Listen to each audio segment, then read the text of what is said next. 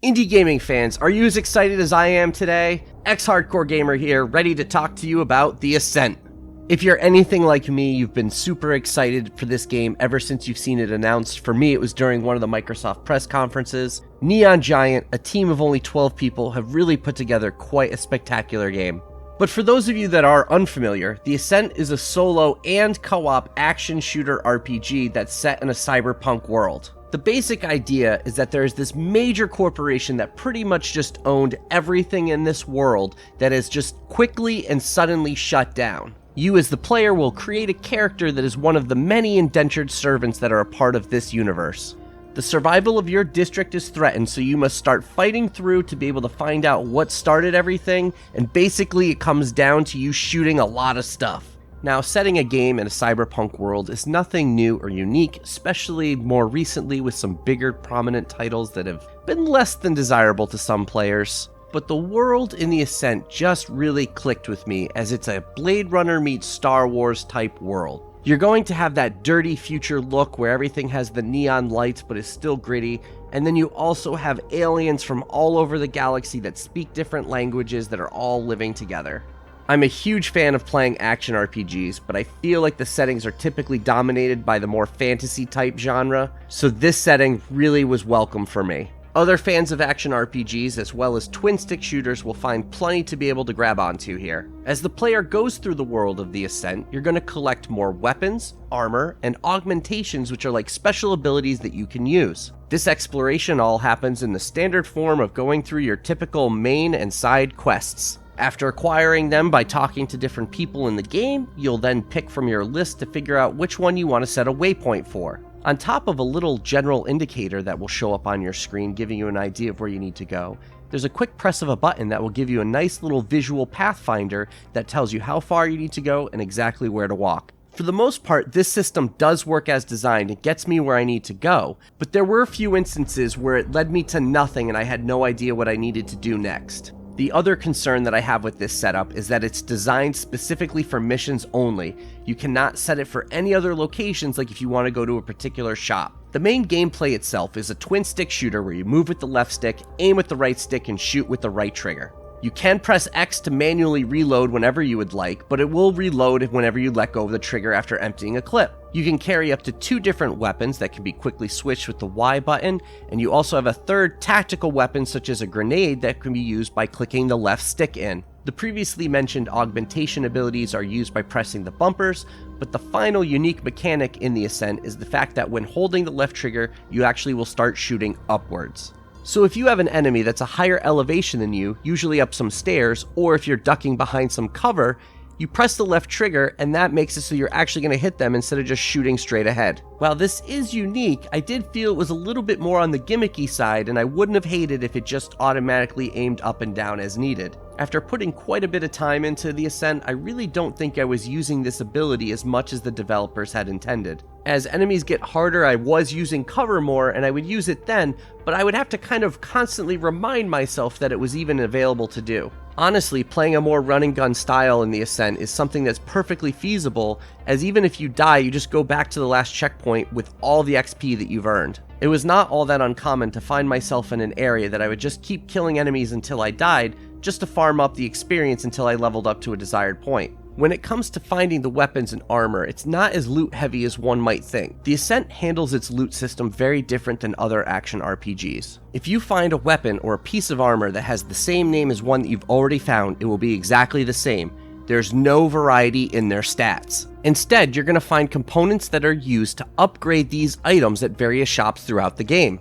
Once upgraded, anytime that item is found again, it will continue to be of that upgraded variety. This leads to you having plenty of duplicate weapons which are easily and quickly sold off by a press of a button at a shop. Even if you sell off all of a particular item after it's been upgraded, the most upgraded version will still be the one that will be found in the environment. This did take a little bit of getting used to, but it also made for a more streamlined experience where you're not constantly just trying to compare what item you wanted to use. This was especially welcome when you were playing a co-op game. It can be played up to 4 players, both local and online.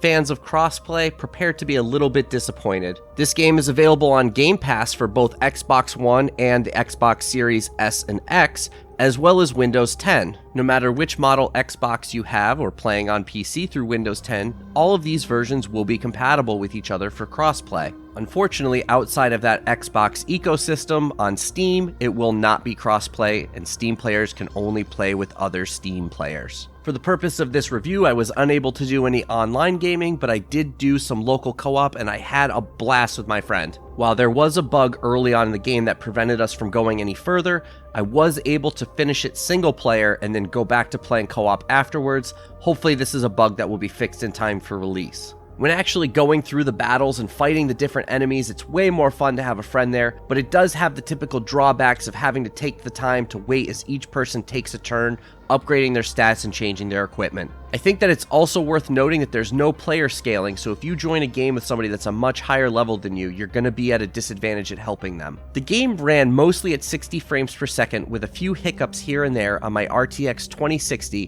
which is admittedly below the recommended hardware level. I was playing at the 2K resolution with DirectX 11 and not DirectX 12, but DLSS set to performance. The ray tracing options were grayed out on my system, but it will be available on both the Steam and Windows 10 versions, but not on any of the consoles. The DLSS support will also only be on the Steam version and will not be on Windows 10. Both PC versions will support up to 4K at 60 frames per second depending on your hardware, and ultra-wide monitor support will be coming in a future update. If you are playing on the consoles, you can expect 4K at 60 frames per second on the Series X, while only 2K at 60 frames per second on the Series S. The base Xbox One will be 900p at 30 frames per second, and the Xbox One X will be 4K at 30 frames per second. Rounding out the cyberpunk world in the Ascent would be its synthwave soundtrack. It fits the vibe perfectly for the world that they've set up in the Ascent, and I enjoyed listening to it immensely as I was blasting away enemies. Sound effects are all loud and crisp, and there's different mix levels you can set up, and everything is fully voice acted. To round things up, the Ascent is something that has some hype around it with people being very excited for it, and I think that they're going to find themselves having fun.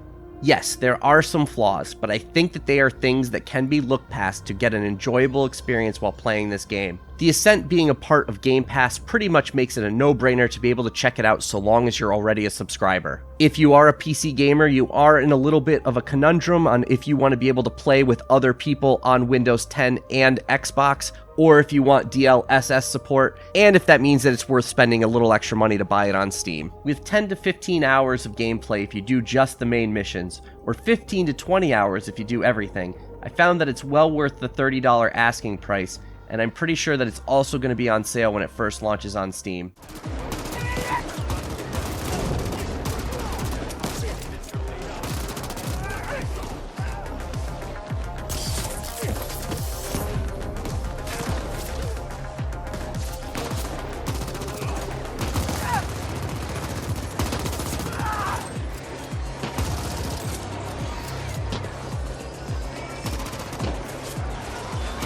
I hope I'll see you all online looting and shooting, but in the meantime I'd like to thank the Indie Warriors. Mitchell Hall, Kevilo, Bill Tcaz, Christian Cruz, Strychnine, Chris Jackson, Nathan Moore, Peach, Adriana Amato, CJR, Falco Lombardi, C. Coyle, Skeptism, Jen Rose, Jesse, CPM, and Julian Kolbus. Thank you again for everything that you do to support us in indie gaming. We couldn't do this without you. Thank you to everybody else for watching. I greatly appreciate it. I hope you found it helpful. If you would also like to become an Indie Warrior, you can get all the information in the description below. Thank you again as always, and enjoy gaming.